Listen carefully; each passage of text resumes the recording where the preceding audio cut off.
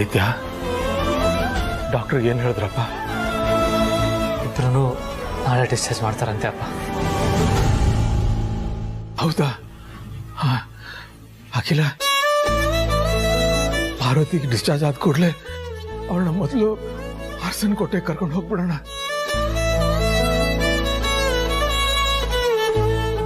ಈ ಸಮಯದಲ್ಲಿ ಅವಳಿಗೆ ಹೆಚ್ಚಿನ ಆರೈಕೆ, ಹೆಚ್ಚಿನ ಸಾಂತ್ವನದ ಅಗತ್ಯ ಇದೆ. ಎಲ್ಲಕ್ಕಿಂತ ಹೆಚ್ಚಾಗಿ ಅವಳಿಗೆ ನಿನ್ನ ಅಗತ್ಯ ತುಂಬಾ ಇದೆ. ಬೇಡ ಅನ್ಸುತ್ತೆ ಅಪ್ಪ. ಪಾರ್ವತಿ ಇವಾಗಿರೋ ಸ್ಥಿತಿಲಿ ಅಲ್ಲಿಗೆ ಬರೋದು ಬೇಡ ಅಪ್ಪ.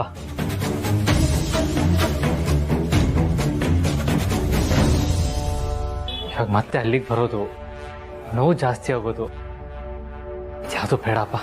ಏನಪ್ಪ ಹೇಳ್ತಿದೆ ಆದಿತ್ಯ? ಅರಸನ್ ಕೋಟೆಗೆ ಪಾರ್ವತಿ ಬಂದ್ರೆ ಅವಳಿಗೆ ನೋವಾಗತ್ತಾ? ಯಾಕೆ? ಅರಸನ್ ಕೋಟೆಯಲ್ಲಿ ಪಾರ್ವತಿಗೆ ನೋವು ಕೊಡೋರು ಯಾರಿದ್ದಾರೆ? ಅಲ್ಲಪ್ಪ ಆದಿತ್ಯ, ಅರಸನ್ ಕೋಟೆಯಲ್ಲಿ ಅಷ್ಟೊಂದು ಜನ ಇದ್ದಾರೆ. ಯಾರಾದ್ರೂ ಒಬ್ರು ಪಾರ್ವತಿ ಜೊತೆ ಇರ್ಬೋದಲ್ವಾ? ಅವಳಿಗಾಗಿರೋ ನೋವಿಂದ ಆಚೆ ಬರೋದಕ್ಕೆ ಅನುಕೂಲ ಆಗತ್ತಲ್ವಾ? ಅದರಲ್ಲಿ ಅಲ್ಲಿಗೆ ಬಂದು ಅವಳಿಗೆ ನೋವು ಜಾಸ್ತಿ ಆಗೋದು ಬೇಡ ಅಂದ್ರೆ ಏನಪ್ಪ ಅರ್ಥ? ರಘು, ಎಲ್ಲವನ್ನೂ ಅವರೇ ಬಾಯಿ ಬಿಟ್ಟು ಹೇಳಲಿ ಅಂತ ನಿರೀಕ್ಷೆ ಮಾಡೋದು ತಪ್ಪಾಗತ್ತೆ. ಕೆಲವು ಸೂಕ್ಷ್ಮಗಳನ್ನ ನಾವೇ ಅರ್ಥ ಮಾಡ್ಕೋಬೇಕಾಗತ್ತೆ. ಪಾರ್ವತಿ ಜನನಿ ಇಬ್ಬರಿಗೂ ಒಂದೇ ದಿನ ಹೆರಿಗೆ ಆಗಿದೆ. ಅವರಿಬ್ರು ಗರ್ಭಿಣಿಯರಾಗಿದ್ದಾಗ ತಮ್ಮ ಹೊಟ್ಟೆಲಿರೋ ಮಗು ಬಗ್ಗೆ ಅದೆಷ್ಟು ಕನಸುಗಳನ್ನ ಹೆಣ್ದಿದ್ರು. ಒಟ್ಟಿಗೆ ಕೂತ್ಕೊಂಡು ಅವರಿಬ್ಬರನ್ನು ಬೆಳೆಸೋದಕ್ಕಾಗಿ ಅದೆಷ್ಟು ಸಂಭ್ರಮದಿಂದ ಮಾತಾಡಿದ್ರು, ಅದೆಷ್ಟು ಖುಷಿನ ಶೇರ್ ಮಾಡ್ಕೊಂಡಿದ್ರು. ನಮ್ಮ ಪಾರ್ವತಿ ಮನಸ್ಸಲ್ಲಿ ಅಸೂಯೆ ಅನ್ನೋದಿಲ್ಲ. ಆದರೂ ಅರಸನ ಕೋಟೆನಲ್ಲಿ ಜನನಿ ಮಗುನ ನೋಡ್ತಾ ನೋಡ್ತಾ ಒಂದು ಕ್ಷಣನಾದ್ರು ಅಯ್ಯೋ ನನ್ನ ಮಗುನು ಬದುಕಿದ್ದಿದ್ರೆ ಅನ್ನೋ ನೋವು ಅವಳನ್ನ ಕಾಡದೆ ಇರುತ್ತಾ?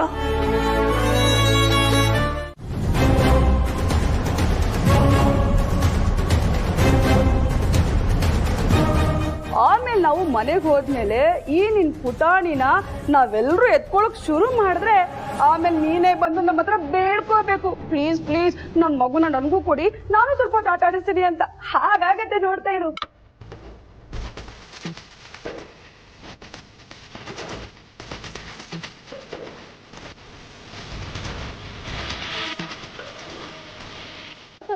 ಅದಕ್ಕೆ ಈಗ ಮಾತ್ರ ಈ ಪುಟಾಣಿನ ಯಾರ ಕೈಗೂ ಕೊಡದೆ ನೀವೇ ಎತ್ಕೊಂಡಿರು, ಸರಿನಾ?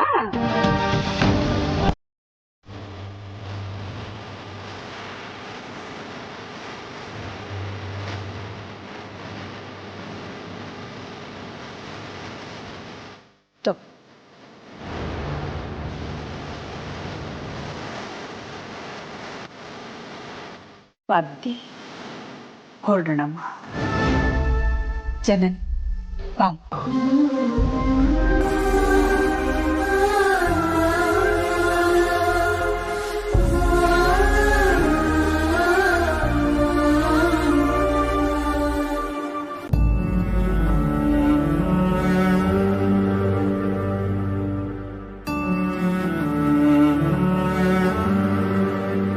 ಪಾರ್ವತಿ, ನೀನು ನಮ್ಮ ಜೊತೆ ಕಾರಲ್ಲಿ ಬಾಮ್ಮ. ಆದಿ ಆಟೋ ತಗೊಂಡು ಬರ್ತಾನೆ.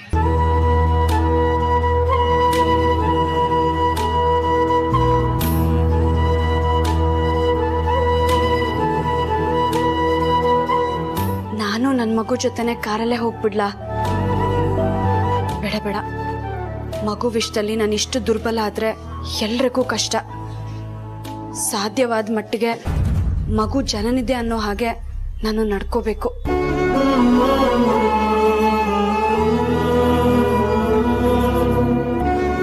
ಯಜಮಾನ್ರೆ, ನಾನು ನಿಮ್ ಜೊತೆ ಆಟೋಲೆ ಬರ್ತೀನಿ.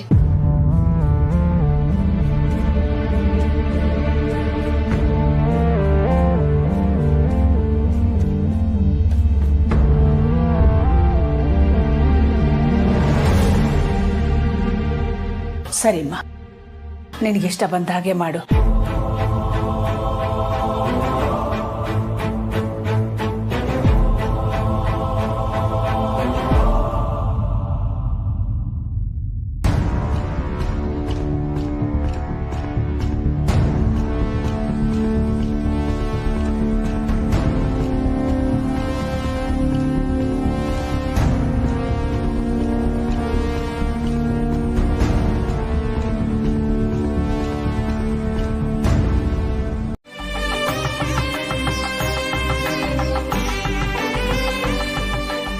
ಕೈಯಲ್ಲಿ ನನ್ನ ಮಗಳೇ ಇಲ್ವಲ್ಲಪ್ಪ, ಮತ್ ಯಾಕೆ ಈ ಆರ್ತಿ ಅಲ್ಲ?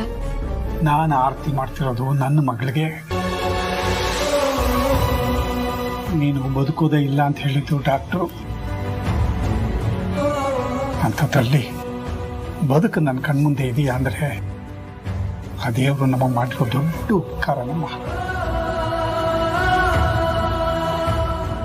ನಿಮಗೂ ಅಷ್ಟೇ, ಇದು ಪುನರ್ಜನ್ಮ.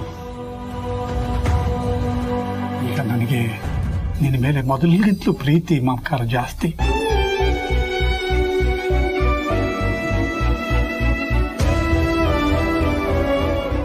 ಅದಕ್ಕೆ ಈ ಆರತಿ.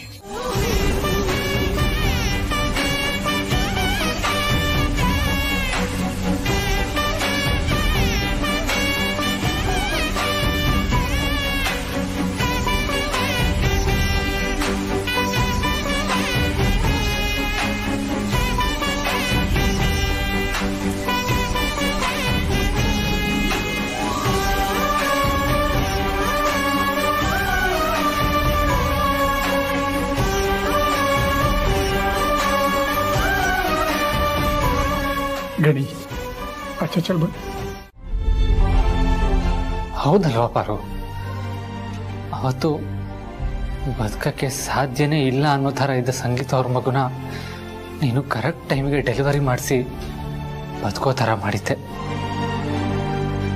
ಅವತ್ತು ಸಾರ್ಥಿ ಹೇಳಿದ್ರು, ಇವತ್ತು ನೀನು ಈ 2 ಆಪತ್ತಲ್ಲಿರೋ ಜೀವನ ಉಳಿಸಿದ್ಯಾ, ಆ ಪುಣ್ಯ ನಿನ್ನ ಮಗಳನ್ನ ಕಾಯುತ್ತೆ ಅಂತ. ಆ ಪುಣ್ಯ ನಮ್ಮ ಮಗುನ ಕಾಯ್ಬೇಕಿತ್ತಲ್ವಾ ಪಾರು?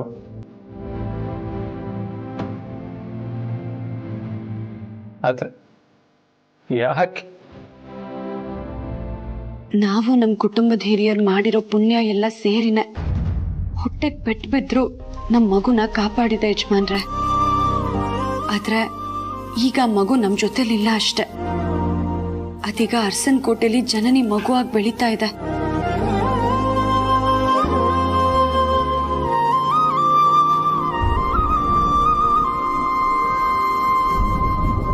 ಕಣ್ ತುಂಬ್ಕೊಂಡು ಕೂತ್ರೆ ಯಜಮಾನ್ರು ಮಗು ಕಳ್ಕೊಂಡಿರೋದಕ್ಕೆ ಸಮಾಧಾನ ಮಾಡ್ತಾ ಕೂರ್ತಾರೆ.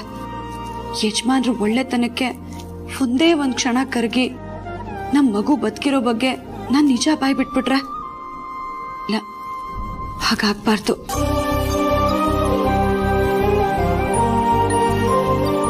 ಯಜಮಾನ್ರೆ, ಹೋಗಿ ಬಟ್ಟೆ ಬದಲಾಯಿಸ್ಕೊಂಡು ಸ್ವಲ್ಪ ಹೊತ್ತು ವಿಶ್ರಾಂತಿ ತಗೊಳ್ಳಿ. ಬೇಡ ಬಾರು, ನಿನಗೆ ಕುಡಿಯೋಕ್ಕೆ ಹಾಲು ಬಿಸಿ ಮಾಡ್ಕೊಂಬರ್ತೀನಿ.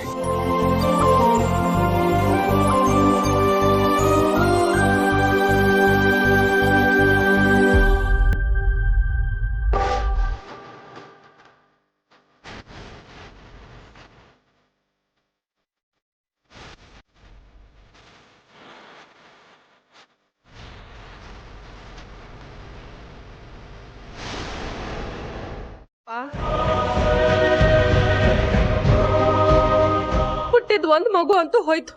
ಆದ್ರೆ ಮತ್ತೆ ಅಪ್ಪ ಅಮ್ಮ ಆಗ ಅದೃಷ್ಟನೇ ಆ ದೇವ್ರು ಕಿತ್ಕೊಂಡ್ಬಿಟ್ನಲ್ಲ.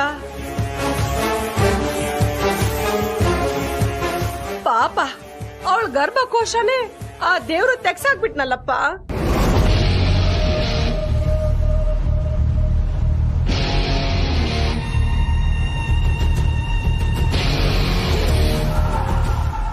ಬಾರು, ನೀವು ಮಾತನ್ನ ನಂಬೇಡ. ಅವ್ರು ಸುಳ್ಳು ಹೇಳ್ತಾ ಇದ್ದಾರೆ.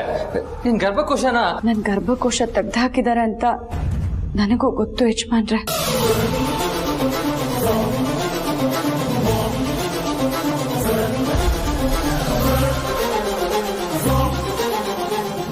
ನಾನು ಹೊಟ್ಟೆಗೆ ಪೆಟ್ಟು ಬಿದ್ದಿದ್ರಿಂದ ಡಾಕ್ಟ್ರು ಗರ್ಭಕೋಶನ ತೆಗೆದ್ರು ತಾನೆ. ನನ್ನ ಮನ್ಸಿಗೆ ನೋವಾಗಬಾರ್ದು ಅಂತ ಈ ವಿಷಯನ ನೀವು ನನ್ನಿಂದ ಮುಚ್ಚಿಡ್ತಾ ಇದ್ದೀರಾ. ಆದ್ರೆ ಈ ವಿಷಯ ನನಗೆ ಅವಾಗ್ಲೇ ಗೊತ್ತಿತ್ತು. ಯಾರು ಹೇಳಿದ್ ನಿನಗೆ? ಯಾರು ಹೇಳಿದ್ರು ಅನ್ನೋದು ಮುಖ್ಯ ಅಲ್ಲ, ಆದ್ರೆ ಗರ್ಭಕೋಶ ತೆಗ್ದಿರೋದು ನಿಜ ತಾನೆ.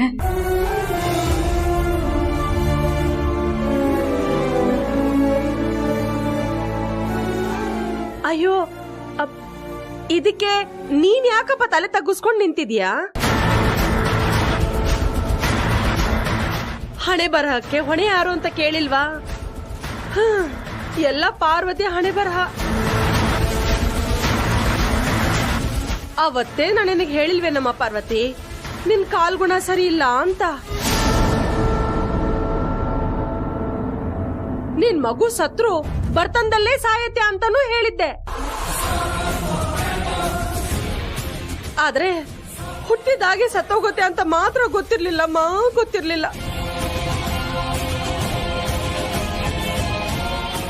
ಯಾರಾದ್ರೂ ಇಂಥ ನತದೃಶ್ಯನ ಹೊತ್ಕೊಂಡು ಊಟಕ್ ಸಾಧ್ಯನಾ? ಹುಟ್ಟಿದ ಹಾಗೆ ಮಗುನ ನುಂಗ್ಕೊಂಡ್ಬಿಟ್ಟಿಯಲ್ಲಮ್ಮ.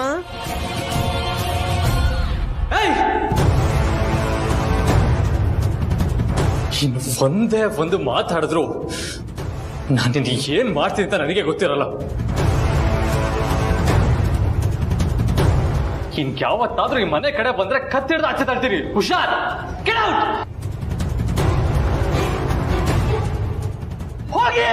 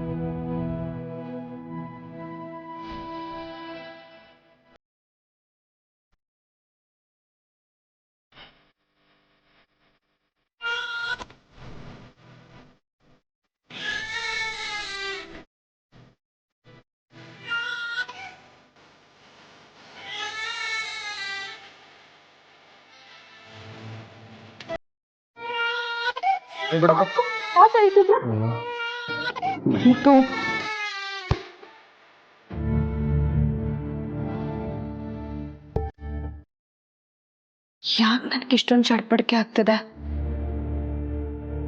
ಅಲ್ಲಿ ನನ್ನ ಕನ್ನಮ್ಮ ಹುಷಾರಾಗಿದ್ದಾಳ?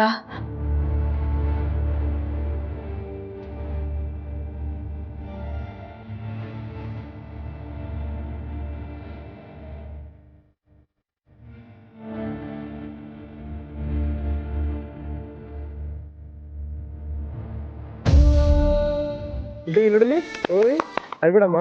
ಓ ನೋಡಿ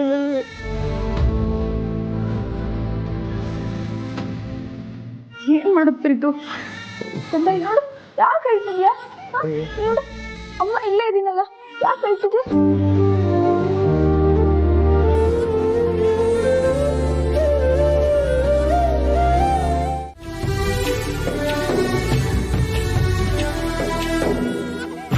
ವಿಷ್ಣು ಶಿವಾಯತೆ ಹಾಲು ಕುಡಿದರೋ ಅಮ್ಮ ನೀನೇ ದೈವ ಅಂತ ಕಾಲು ಮುಗಿದರೋ. ಬಾಡಿಗೆ ಒಂದೇ ಮನೆ, ಬಾಡಿಗೆ ಒಂದೇ ಗೊನೆ, ಭೂಮಿಗೆ ದೈವ ಒಂದೇನೆ ತಾಯಿ. ದಾರಿಗೆ ಒಂದೇ ಕೊನೆ, ರಾಗಿಗೆ ಒಂದೇ ತೆನೆ, ಸೃಷ್ಟಿಸೋ ಜೀವ ಒಂದೇನೆ ಶಿವ ಎದೆ ಹಾಲು ಕುಡಿದರೋ ಅಮ್ಮ ನೀನೇ ದೈವ ಅಂತ ಕಾಲು ಮುಗಿದರೋ. ಮಗುಗ್ ತಾಯಿ ಹಾಲೇ ಸಿಕ್ಬಿಡ್ತಲ್ವಾ, ಇನ್ನೇನು. ಓ, ಈ ಬಾಟ್ಲಲ್ಲಿರೋ ಹಾಲು ಹಾಗೆ ಇದೆಯಲ್ಲ ಅಂತ ಅಮ್ಮವ್ರು ಕೇಳಿದ್ರೆ ಏನ್ ಮಾಡೋದು?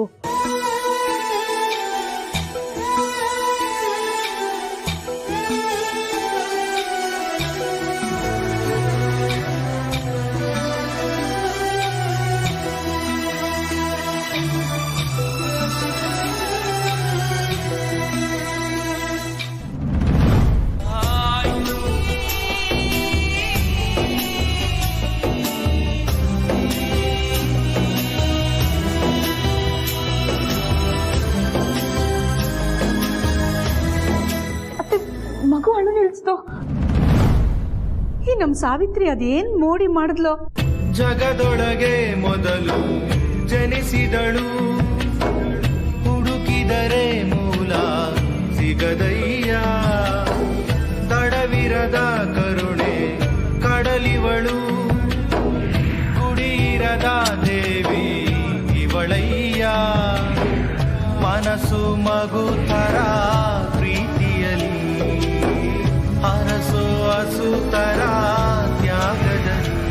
ಜಗತ್ತೂಗೋ ಜನನಿ ಜೀವದ ಜೀವತಾಯಿ. ಬ್ರಹ್ಮ ವಿಷ್ಣು ಶಿವ ಎದೆ ಹಾಲು ಕುಡಿದರೋ ಅಮ್ಮ ನೀನೇ ದೈವ ಅಂತ ಕಾಲು ಮುಗಿದರೋ.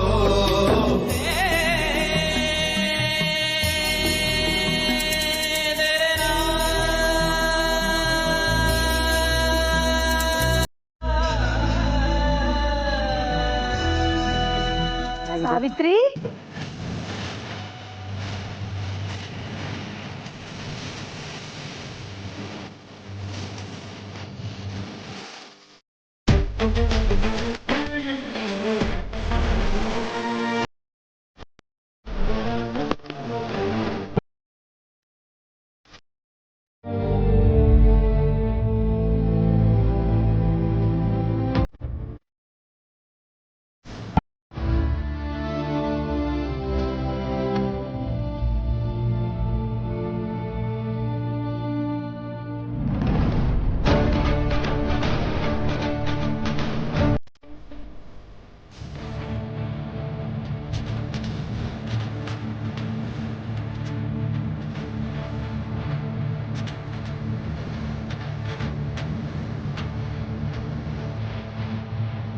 ನನ್ನ ಯಾಮಾರ್ಸೋದು ಅಷ್ಟು ಸುಲಭ ಅಂತ ಹೇಗೆ ಅನ್ಕೊಂಡ್ಬಿಟ್ಟೆ ನೀನು?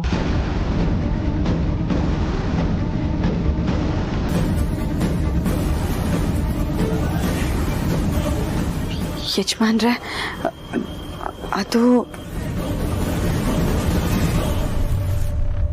ಇಷ್ಟೊತ್ತಲ್ಲಿ ಹೊರಗಡೆ ಯಾಕೆ ಬಂದೆ ಪಾರು?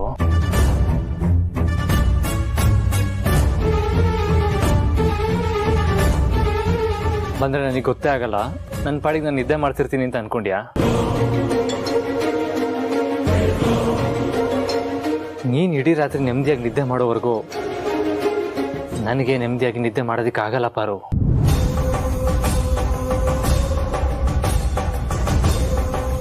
ನೀನು ಎದ್ದು ಬಂದ ತಕ್ಷಣ ನನಗೆ ಎಚ್ಚರ ಆಗದೆ ಇರ್ಬೋದು, ಆದರೆ ನೀನು ನನ್ನ ಪಕ್ಕ ಇಲ್ಲ ಅಂದರೆ ನನಗದು ಫೀಲ್ ಆಗುತ್ತೆ, ನನಗೆ ಎಚ್ಚರ ಆಗುತ್ತೆ.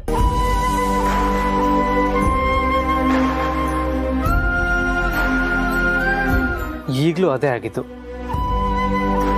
ಎದ್ದು ಕಣ್ಬಿಟ್ಟು ನೋಡಿದ್ರೆ ನೀನು ನನ್ನ ಪಕ್ಕ ಇರಲಿಲ್ಲ.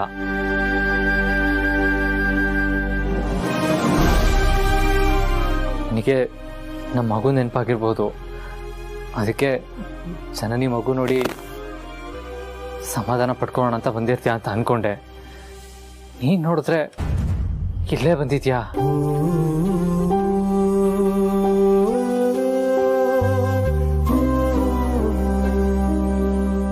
ಅದು ನಮ್ಮ ಮಗು ಜನನಿ ಮಗು ಅಳೋ ಶಬ್ದ ಕೇಳಿಸ್ತು ಯಜಮಾನ್ರೆ, ಅದಕ್ಕೆ ನೋಡ್ಕೊಂಡು ಹೋಗೋಣ ಅಂತ ಬಂದಿದ್ದೆ.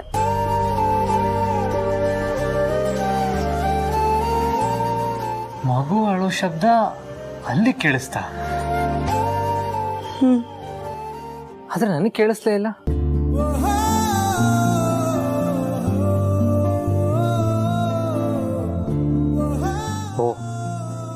ಅಂಥ ವರನ ದೇವರು ಬರೀ ಹೆಣ್ಣಿಗೆ ಮಾತ್ರ ಕೊಟ್ಟಿದ್ದಾನೆ ಅಂತ ಅನ್ಸುತ್ತೆ.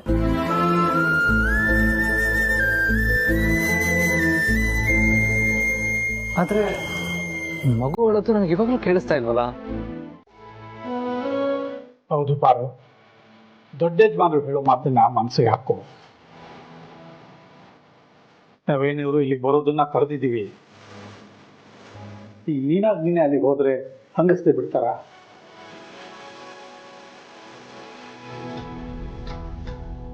ಮಗು ಕೇಳ್ಕೊಂಡಿರೋ ನೋವು ಏನು ಅಂತ ನಮಗೆ ಗೊತ್ತು. ಆದರೆ ಅವ್ರಿಗೆ ಅದು ಬೇಕಾಗಿಲ್ಲ.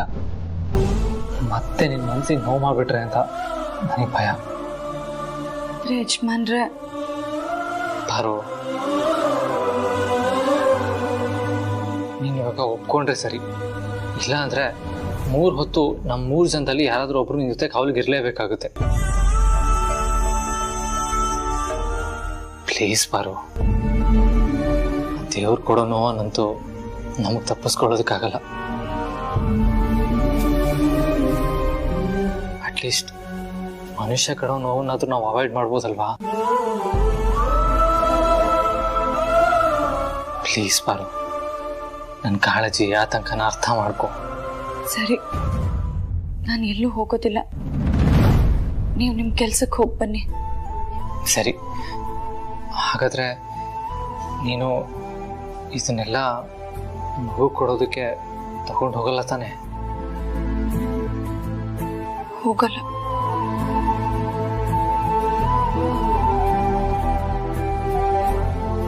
ಸರಿ ಪಾರು.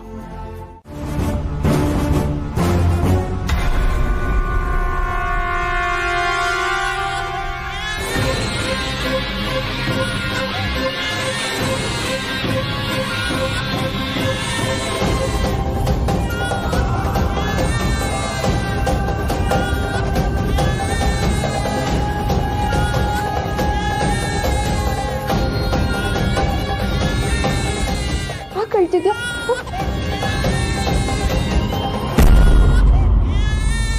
ಇಲ್ಲಿ ಯಾಕಮ್ಮ? ಇಲ್ಲ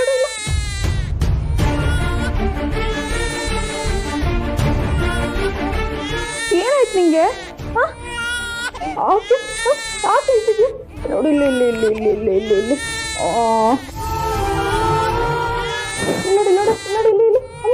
ನೋಡಿ ಹೇಳ್ತಿದ್ಯಾ? ಯಾಕೆ? ಇಲ್ಲಿ ಮಗು ಅಳ್ತಾ ಇದೆ. ಅದಕ್ಕೆ ಹಸ್ವಾಗಿದ್ಯಾ ಅಥವಾ ಬೇರೆ ಸಮಸ್ಯೆನಾ? ನಿನ್ನೆ ರಾತ್ರಿ ಹಾಲು ಕೊಟ್ಟಿದ್ದೆ ಕೊನೆ. ಪಾಪ, ಅದಕ್ಕೆ ಹಸ್ವಾಗಿರ್ಬೇಕು. ಭಗವಂತ, ಎಂಥ ಪರೀಕ್ಷೆನಪ್ಪ ನಿಂದು. ನಾನು ಹಾಲು ಕೊಟ್ಮೇಲೆ ಮಗು ಸಮಾಧಾನ ಆಗೋದು ಅಂದ್ರೆ ಹೇಗ್ ಸಾಧ್ಯ? ಮಗು ಹಸ್ವೆಗೆ ಅಳ್ತಿದ್ರೆ ಅತ್ಯಮ್ಮ ಕೊಡೋ ಬಾಟ್ಲು ಹಾಲ್ಗೆ ಅಭ್ಯಾಸ ಆಗ್ಲಿ. ತಾಯಿ ಬಿಸಿ ಸ್ಪರ್ಶಕ್ಕೆ ಹಾತೊರಿತಾ ಇದ್ರೆ ತನ್ನನ್ನು ಯಾರು ಎತ್ಕೋತಾರೋ ಅವರಲ್ಲೇ ತನ್ನ ತಾಯಿ ಸ್ಪರ್ಶನ ಕಂಡ್ಕೊಳ್ಳಿ ನನ್ನ ಕಂದಮ್ಮ.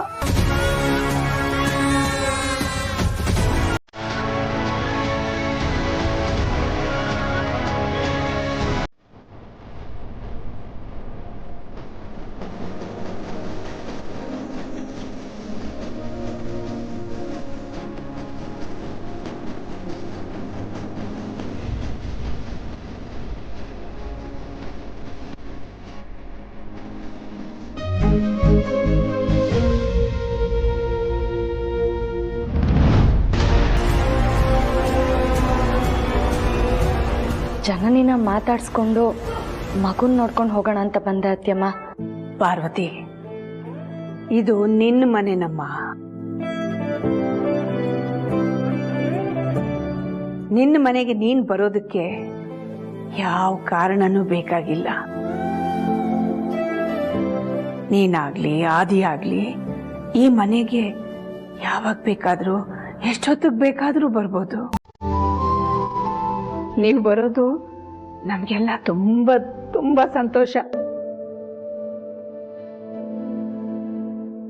ಇದೇನಿದು ಬ್ಯಾಗ್ ಸಮೇತ ಇಲ್ಲಿಗೆ ಬಂದ್ಬಿಟ್ಟಿದ್ದಾಳೆ? ಇಲ್ಲೇ ಠಿಕಾಣಿ ಹುಡಕ್ಕೆ ಏನಾದ್ರು ಬಂದ್ಬಿಟ್ಟಿದ್ದಾಳ ಹೇಗೆ? ಮಗುಗೆ ಸ್ನಾನಕ್ಕೂ ಮುಂಚೆ ಮೈಗೆಲ್ಲ ಹಚ್ಚೋದಿಕ್ಕೆ ಅಂತ ಈ ಹಳ್ಳೆಣ್ಣೆ,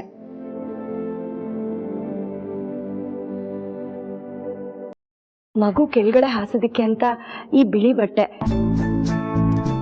ಯಾಕೆಂದ್ರೆ ಈ ಚಿಕ್ಕ ಪುಟ್ಟ ಇರುವೆಗಳೆಲ್ಲ ಇದ್ರೆ ಗೊತ್ತಾಗತ್ತೆ.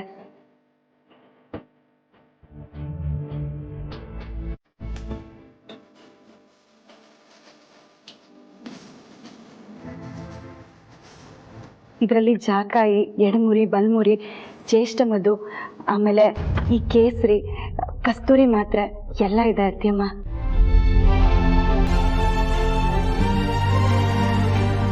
ಮಗು ರಾತ್ರಿ ಸರಿಯಾಗಿ ನಿದ್ದೆ ಮಾಡಲಿಲ್ಲ ಅಂದ್ರೆ ಜಾಕಾಯಿ, ಕೆಂಬಂದ್ರೆ ಜ್ಯೇಷ್ಠ ಮಧು, ಅದಕ್ಕೇನಾದ್ರೂ ನೆಗಡಿ ಆಯ್ತು ಅಂತಂದ್ರೆ ಕಸ್ತೂರಿ ಮಾತ್ರೆ, ಇದೆಲ್ಲ ಇದರಲ್ಲಿದೆ ಅತ್ಯಮ್ಮ. ಈ ತರ ಮಗು ಆರೋಗ್ಯಕ್ಕೆ ಅನುಕೂಲ ಆಗೋ ಎಲ್ಲ ವಸ್ತುಗಳನ್ನೂ ತಂದಿದ್ದೀನಿ ಅತ್ಯಮ್ಮ. ಪಾಪ ಪಾರ್ವತಿ ತನ್ನ ಮಗುಗೋಸ್ಕರ ಅಂತ ಇಷ್ಟೆಲ್ಲ ಸಿದ್ಧ ಮಾಡಿಟ್ಕೊಂಡಿದ್ಲಲ್ಲ. ಮಗು ಬದುಕಿದ್ದಿದ್ರೆ ಎಂಥ ಅದ್ಭುತ ತಾಯಿ ಆಗ್ತಿದ್ಲು ಇವಳು. ಆ ದೇವರು ನಮ್ಮ ಪಾರ್ವತಿಗೆ ಇಂಥ ದೊಡ್ಡ ಅನ್ಯಾಯ ಮಾಡಬಾರ್ದಿತ್ತು. ಇದನ್ನೆಲ್ಲ ನಾನು ಮಗು ಕೊಟ್ಟು ಹೋಗ್ತೀನಿ, ನೀವು ಒಪ್ಕೊಂಡ್ರೆ ಮಾತ್ರ.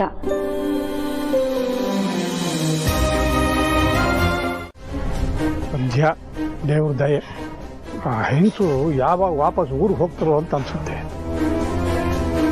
ಪಾರು, ನಿನ್ನ ಮಗುನ ನೋಡಕ್ ಬಂದಿದ್ದನ್ನ ದೊಡ್ಡ ಯಜಮಾನ್ರಿಗೆ ಹೇಳ್ಬೇಡಮ್ಮ. ಯಾಕಂದ್ರೆ ಅವರು ಪಾಪ ನಿನ್ನ ಹಾಗೆ ಮಗುನ ಕಳ್ಕೊಂಡು ದುಃಖದಲ್ಲಿ ಇರ್ತಾರಲ್ವಾ, ಅದಕ್ಕೆ.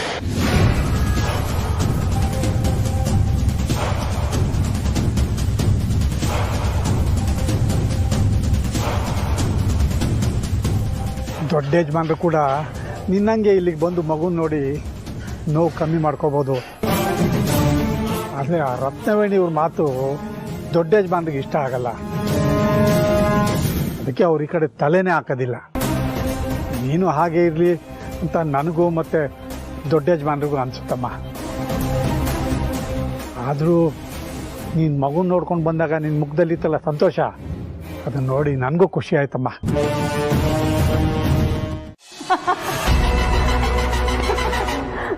ನೀನು ಪಾರ್ವತಿ ಮಗು ಸತ್ತೋಯ್ತಾ? Congrats Anushka, congratulation.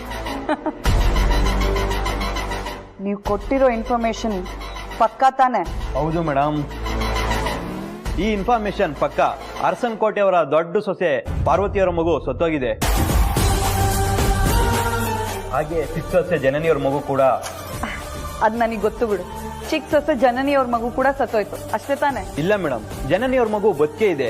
ಆಸ್ಪತ್ರೆಯಿಂದ ಡಿಸ್ಚಾರ್ಜ್ ಮಾಡಿ ಕರ್ಕೊಂಡೋದ್ರು. ಏನ್ ಬೊಗಳ್ತಾ ಇದೆಯಾ? ನಿಜ ಮೇಡಮ್, ನೋಡಿ ಬೇಕಾದ್ರೆ ಅವರು ಆಸ್ಪತ್ರೆಯಿಂದ ಡಿಸ್ಚಾರ್ಜ್ ಆಗ್ಬೇಕಾದ್ರೆ ಅರಸನ್ ಕೋಟೆ ಚಿಕ್ಕ ಸೊಸೆ ಮತ್ತು ಮಗ ಹೋಗ್ತಿರೋ ವಿಡಿಯೋ.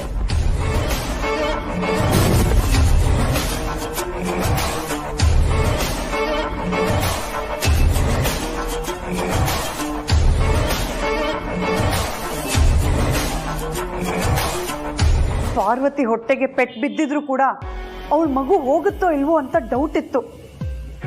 ಆದ್ರೆ ಜನನಿ ಮಗು ಹೋಗೋದ್ರಲ್ಲಿ ಡೌಟೇ ಇರಲಿಲ್ಲ. ಬಟ್ ಜನನಿ ಮಗು ಬದುಕಿದೆ ಅಂದ್ರೆ ಇಲ್ಲ, ಇದು ಹೇಗ್ ಸಾಧ್ಯ? ಇದರಲ್ಲಿ ಏನೋ ಗೋಲ್ಮಾಲ್ ಇದೆ ನೋಡು. ಜನನಿಗೆ ಡೆಲಿವರಿ ಮಾಡಿದ ಡಾಕ್ಟರ್ನ ಎತ್ತಾಕೊಂಡ. ಸ್ವಲ್ಪ ರಿಸ್ಕ್ ಆಗುತ್ತೆ ಮೇಡಮ್. ರಿಸ್ಕಿಗೆ ತಕ್ಕ ಹಾಗೆ ಪೇಮೆಂಟ್ ಕೂಡ ಸಿಗುತ್ತೆ. ಹಾಗಾದ್ರೆ ಓಕೆ ಮೇಡಮ್, ನಿಮ್ಮ ಕೆಲಸ ಪಕ್ಕಾ ಆಗುತ್ತೆ.